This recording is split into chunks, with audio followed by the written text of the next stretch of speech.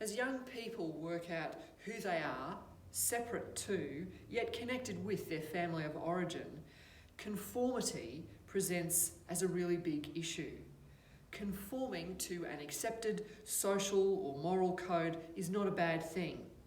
But it's generally not this type of conformity that most strikes us as we grow up. It's conforming to ideas of what looks normal or what might give us power or agency within a group. It's the struggle of the little girl who's told she's not in the popular girls group because her clothing doesn't conform to their ideas of fashion, or the one who agonises over her body shape when she's just 7 or 8. It's the struggle of the boy who is placed lower in the hierarchy of a group and treated accordingly, while other boys who are more physically advanced or who excel at a particular sport or who are more confident with girls take their place at the top of the group among its so-called alpha males. Or the one who's labelled as effeminate and somehow less than because he's not interested in conventional boys' stuff. Conformity of this kind, based on the way we look or on things we cannot do much about, can be crippling. How pleasant, writes the psalmist today, when brothers and sisters live together in unity. Unity, not uniformity. And certainly not a social conformity, where that conformity is far less about submitting to a moral connection based on mutual compassion and far more about establishing formulas where hierarchies give power to some and strip it from others. Some years ago, I came across the storybook by Rod Clement called Feathers for Phoebe. It tells the story of Phoebe, an ordinary little grey bird who feels unlovely and unnoticed, and she longs to conform because that is the way she feels she might find a place to belong. I'm going to share that with you now. Feathers for Phoebe.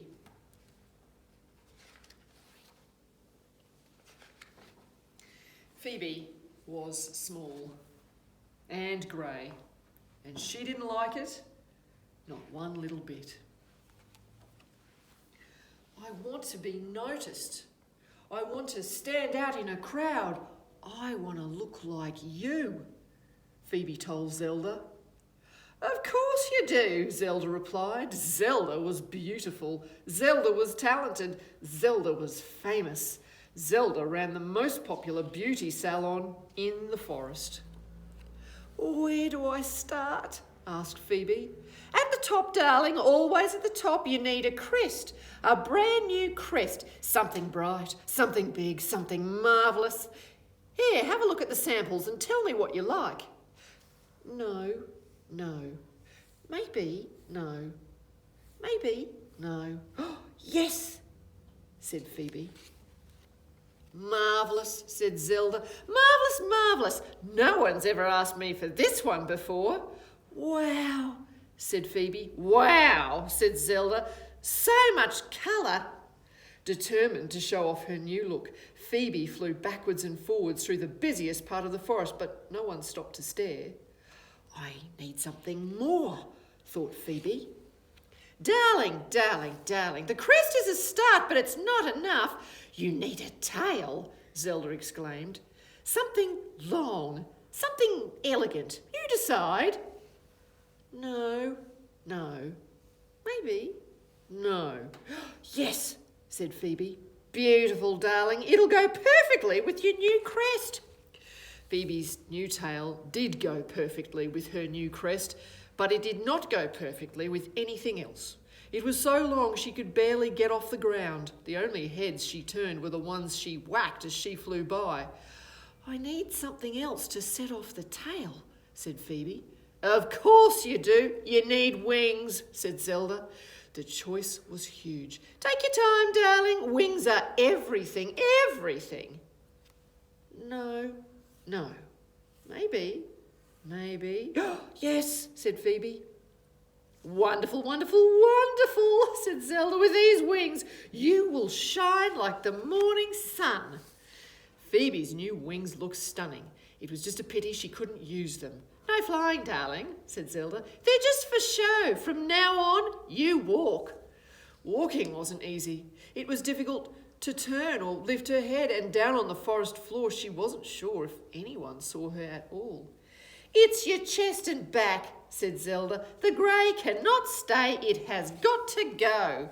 "You choose," Phoebe told Zelda. "Choose anything you like, so long as it's fabulous." No, fabulous. No, fabulous. Fabulous, exclaimed Zelda as she added the last fluffy feather to Phoebe's new chest. "You've finished, darling. The old Phoebe is gone. The new Phoebe has arrived." Taking care to avoid thorns, spider webs, prickly leaves and snagging branches, Phoebe climbed a low-hanging vine and began parading up and down, but no one called out to her, and no one stopped for a closer look. "I have a crest, a tail, feathers every colour of the rainbow, but still no one notices me," moaned Phoebe. "Sometimes feathers are not enough, darling. You need much more," said Zelda. "You need a song, a sound, anything, so long as it's loud. And then you will need some moves." "Some moves?" asked Phoebe. Moves that show off your tail, your crest, your shiny new wings. I like to puff out my chest, fan out my tail, wriggle my rump and sing, ging, gang, gooly, gooly, gooly, gooly, wash, wash, ging, gang, goo. But remember, this is my song and these are my moves. You need your own," said Zelda. Phoebe spent the rest of the day trying things out. Bada bing, bada boom, bada bing, bang, boom, no. Tum tum tee, tum tum, no. Ticka ticka cha cha, ticka ticka choo, ticka ticka, yes.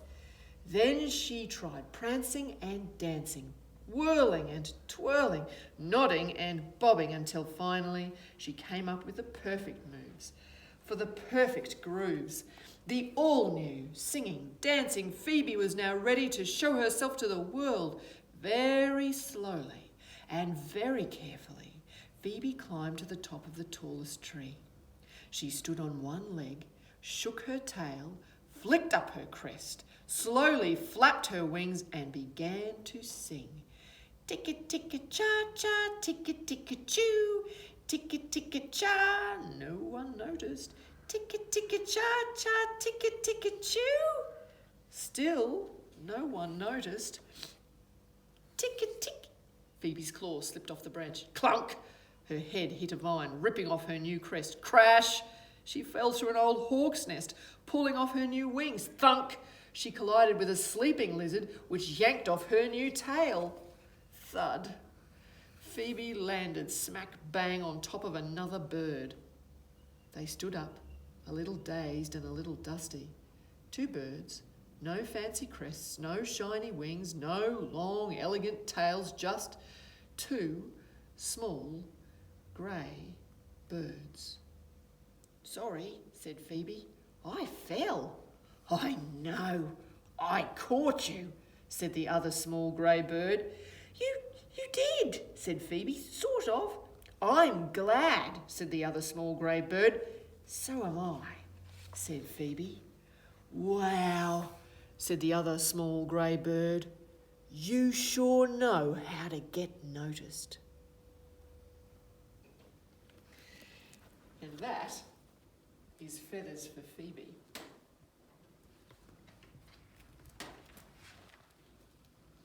How pleasant, writes the psalmist, when brothers and sisters live in unity. They're not wrong, but unity is difficult to achieve because unity does not preclude difference. Rather, it encompasses it and it accepts it.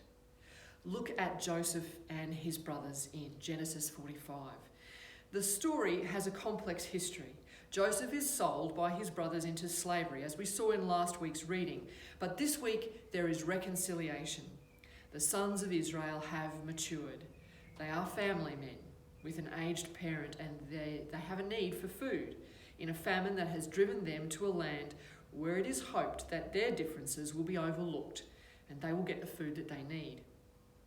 They do not expect to find that their brother Joseph is now a leader and is in charge of the nation's food security. Joseph, it seems, with age has mellowed too, though power is once more on his side of the equation, and he's still not beyond teaching them a lesson, planting evidence to make his brother Benjamin look like a thief. Nonetheless, he weeps, we're told, loudly when he reveals his identity.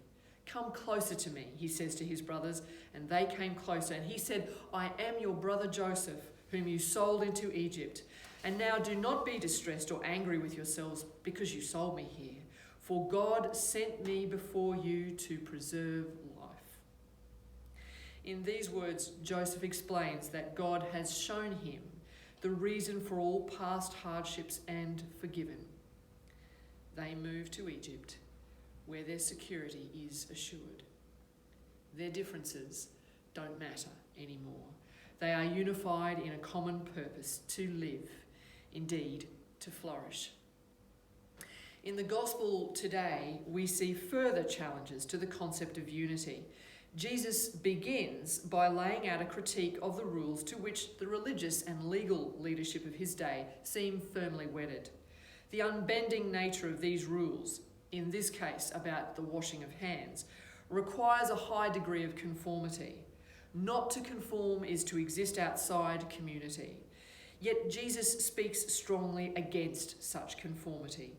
He talks of the hypocrisy and lovelessness of a narrow interpretation of who is clean and who is not. And then, in the next breath, he rejects the request of a desperate mother because, as a Canaanite woman, she's not Jewish.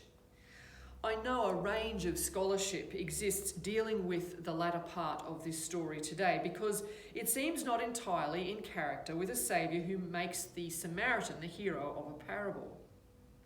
Jesus tended to be compassionate toward the outsider, the great unwashed. So what's going on? Why does the woman have to grovel to belong?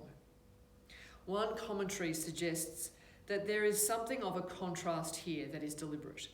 God's people are not just the ones who conform to the rules, but any whose actions show faith in God incarnate. I wonder if, as I said, the gospel writer's motives are to offer that deliberate contrast, showing us the ever-widening circles of God's grace.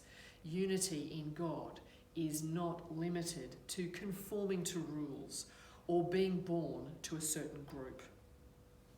Living in community, like life in a family, is hard work.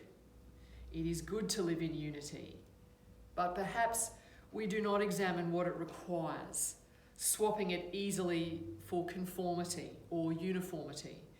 It's much easier, after all, if we all look the same, think the same, do the same thing and speak the same language.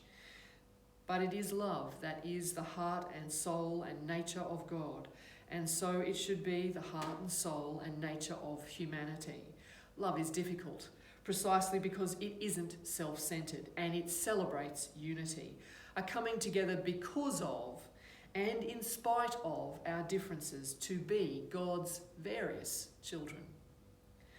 Once more, we are reminded that it is our capacity for love, hope, forgiveness, and faith that is critical, not our ability to be birds of a particular kind of feather. Phoebe finds herself at the end of Rod Clement's story understood and seen when she is finally true to herself. She's made to be true to herself. Her wings are quite literally clipped beforehand. She's unable to fly while she remains bound by Zelda's ideas of what is acceptable and fabulous and wonderful and what isn't. Her authenticity, her honesty is important, not her conformity to artifice and certain rules of belonging. What do we encourage as a community of faith? Do we want those who come through our doors to conform to certain rules or ways of being that we might apply? Or do we strive to do what Paul asks in the letter to the Romans? Do not conform, he writes, to the pattern of this world, but be transformed by the renewing of your mind. Then you will be able to test and approve what God's will is, his good, pleasing and perfect will.